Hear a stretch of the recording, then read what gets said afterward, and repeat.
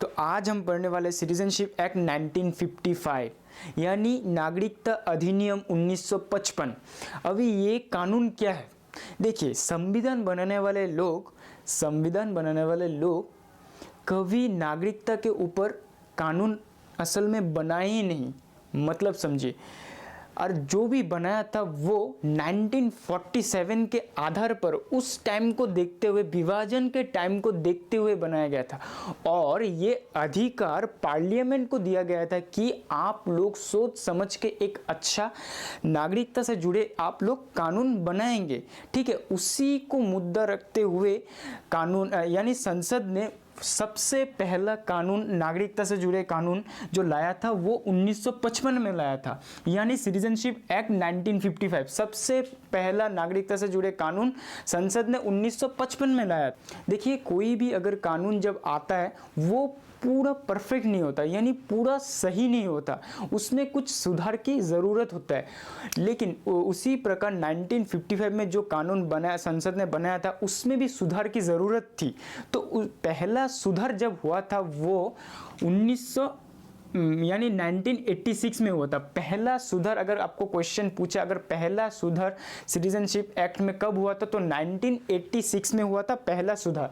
उसके बाद 1992 में हुआ था, 2003 में भी हुआ था, 2005 में भी हुआ था, 2015 में थोड़ा बहुत हुआ था, और 2019 में तो एनआरसी भी आ गया था, ठीक है।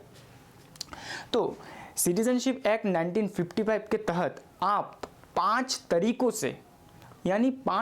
से आप भारतीय नागरिक बन सकते हो। अभी वो 5 तरीके कौन कौन से, अभी हम लोग वही पढ़ना स्टार्ट करते हैं। तो हम पहले टाइप को देखना स्टार्ट करते हैं। पहले टाइप में बोला गया है कि बाय बर्थ यानी जन्म के आधार पर किसी को भी, कोई भी हो, किसी भी देश से हो, अगर उनसे पैदा होने वाले बच्चे अगर भारत में जन्म लेते हैं तो उसे भी भारत का नागरिक माना जाएगा। ये कहा गया है पहले वाले टाइप में, ठीक है। ये इतना फालतू कानून था कि पाकिस्तान के लोग इसे मिस यूज करते थे। कैसे करते थे समझिए। पाकिस्तान में रहने वाले लोग 8-10 शादियां करते थे, ये तो मैंने शायद कम ही कहा है, इससे भी ज़्यादा करते। आप 8-10 पकड़ के चलिए। 8-10 जब शादियां करते थे, फिर वो महिला जब प्रेग्नेंट बनती थी, फिर उन प्रेग्नेंट महिलाओं को लाके भारत में छोड़ते थे। फिर उनसे होने वाले बच्चे को भी भारत का नागरिक बना दिया जाता। किस वजह से? ये बाय बर्थ की वजह से, यानी जन्म के आधार पर कोई भी हो वो तो नागरिक बन जाएगा, सिर्फ उसका जन्म भारत में होना चाहिए। तो वो बच्चे भी भारत का नागरिक बन गया। फिर वही बच्चे जब बड़े होते थे तब आतंकवादी बन जाते थे। तो इसको भारत सरकार ने देखा, तो फिर इसमें संशोधन किया गया। मतलब कोई भी हो, इसमें भारत का नागरिक बन जा रहा था। कैसे? बाय बर्थ के हिसाब से, ठीक है। फिर इसमें संशोधन लाया गया। तो पहला जो संशोधन किया गया था वो 1986 में संशोधन किया गया था, ठीक है। अगर आपको पूछेगा कि पहला संशोधन कब किया गया था, तो पहला संशोधन 1986 में किया गया था, ठीक है। किस में किया गया था? बाय बर्थ में, जन्म के आधार पर। फिर संशोधन करके इसमें कहा गया है कि जो बच्चा जन्म ले रहा है भारत में, उसका माता या पिता यानी फादर या मदर से कोई एक को भारत का नागरिक होना पड़ेगा। यानी बच्चा तो भारत का नागरिक बन गया, अभी उसके पिता या माता को भारत का नागरिक बनना पड़ेगा, यानी होना पड़ेगा, तभी उसको ये बाय बर्थ के तहत उसे नागरिक मिलेगा, ठीक है। लेकिन इसमें भी थोड़ी गड़बड़ी हो गई। इसको भी पाकिस्तान के लोग मिसयूज करने लगे। कैसे? देखिए, वो तो अभी इसको थोड़ा मिसयूज कम ही होने लगा था कि उनके दिमाग में प्लान पहले से चल रहा था। अगर माता को बना दिए तो क्या करेंगे, तो उन्होंने क्या किया कि वो पाकिस्तान से पढ़ने के बहाने वो इंडिया आते थे, फिर यहाँ के लड़कियों को फंसा लेते थे, यानी उनके लड़कियों को फंसा के शादी कर लेते थे। फिर उन लड़कियों को प्रेग्नेंट करते थे, उनसे होने वाले भी बच्चे तो नागरिक बना। और वो जो माँ थी, वो माँ भी तो भारतीय है, क्योंकि वो जो लड़का था वो तो पाकिस्तान से आया था, लेकिन उस बच्चे के माँ तो भारतीय है। फिर से एक संशोधन लाया कि 2003 में कहा गया कि नहीं, ऐसे नहीं चलेगा। आपका नागरिक यानी बच्चे का नागरिक भी वैलिड होना पड़ेगा और उसके माँ का भी वैलिड नागरिक होना पड़ेगा। ऐसा नहीं कि कोई भी आए किसी भी कंट्री से आके इसमें यहाँ के लड़कियों से शादी करके उनसे होने वाले बच्चे को भारत का नागरिक बना दे। तो इसमें 2003 में कहा गया कि बच्चे का नागरिक, माता पिता का नागरिकता वैलिड होना पड़ेगा, यानी फ्रॉड तरीकों से आप नागरिक नहीं बने हो तब आपको भारत का नागरिक माना जाएगा। किसमें कहा गया है? ये पहले टाइप में यही कहा गया है।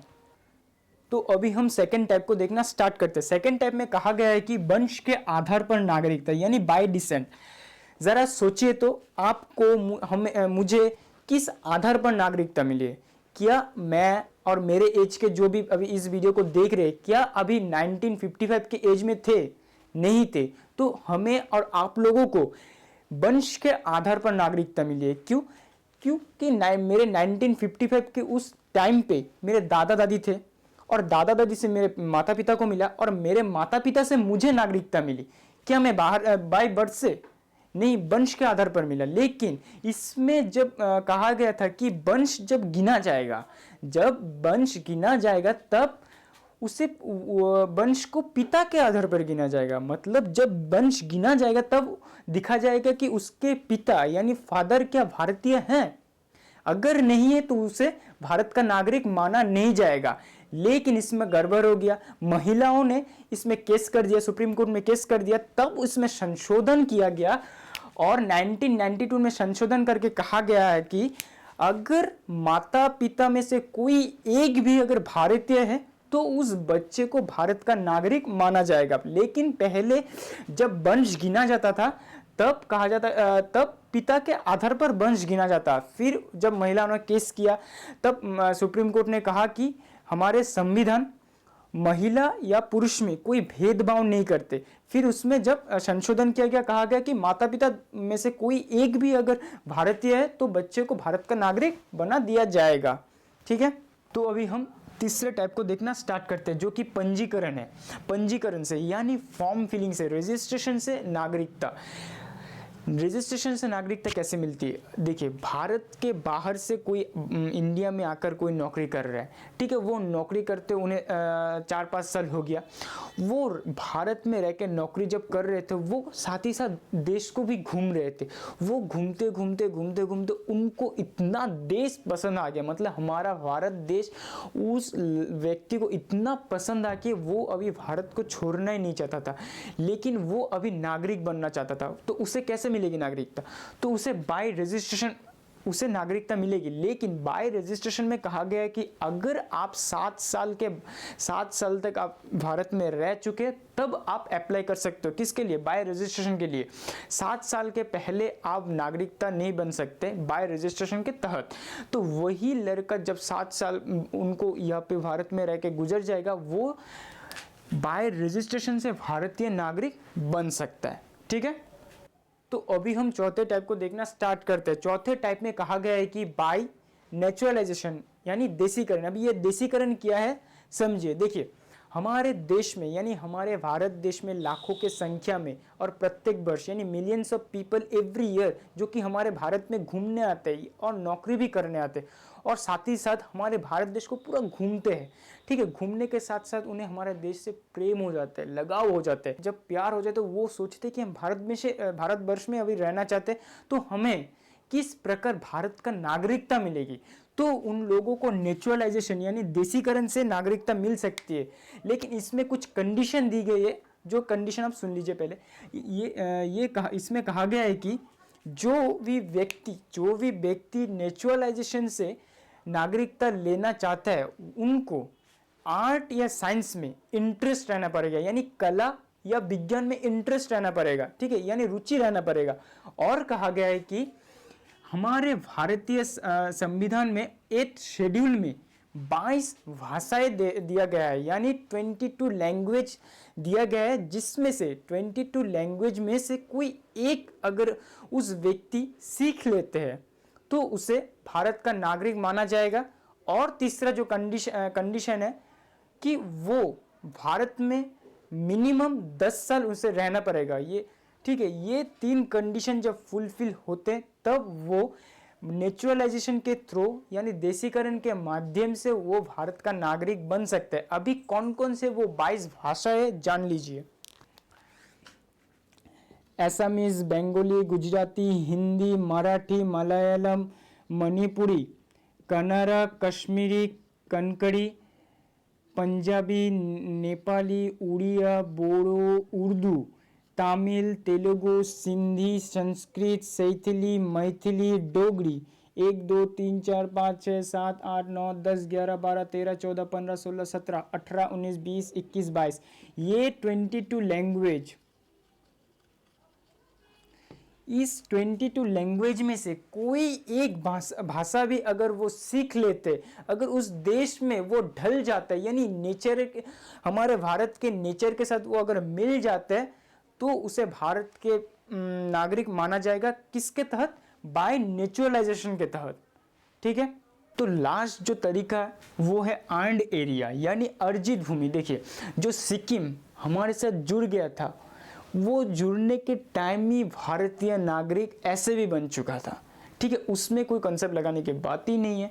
जो हमने अर्न किया वो अर्न करने के साथ साथ हमारा राज्य भी बन गया, और वो उसी राज्य के जो लोग भी है वो भारत का नागरिक बन जाएगा। ठीक है। देखिए, ये 5 तरीके तो हो गया आपका नागरिकता मिलने की। अभी कुछ ऐसे 3 तरीके जिससे आपकी नागरिकता छीन सकती है यानी टर्मिनेट हो सकती है। कौन 3 तरीकों से?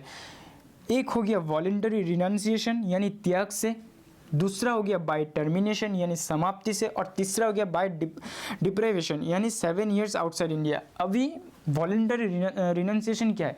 देखिए, आप अपने खुद के विलिंग से अपने इस देश का नागरिकता समाप्त करके बाहर किसी देश के यानी बाहर किसी कंट्री के अगर आपने नागरिकता एक्सेप्ट किया तो उसमें आपकी नागरिकता छीन जाएगी। आपने खुद छोड़ा इसको। ठीक है। और फिर टर्मिनेशन समाप्ति, जब आपने दूसरे देश की नागरिकता ले ली तुरंत आपकी नागरिकता छीन जाएगी इस देश की। ठीक है। और बाय डिप्रिवेशन, देखिए, आप किसी देश में जाके 7 साल तक इस देश में नहीं आते हो तो उस 7 साल के बाद आपकी नागरिकता ख़त्म कर दी जाएगी। अगर आपको इस वीडियो से कुछ भी सीखने को मिला, कुछ भी जानने को मिला, तो मेरे चैनल को लाइक कीजिए, शेयर कीजिए और सब्सक्राइब कीजिए। Thank you.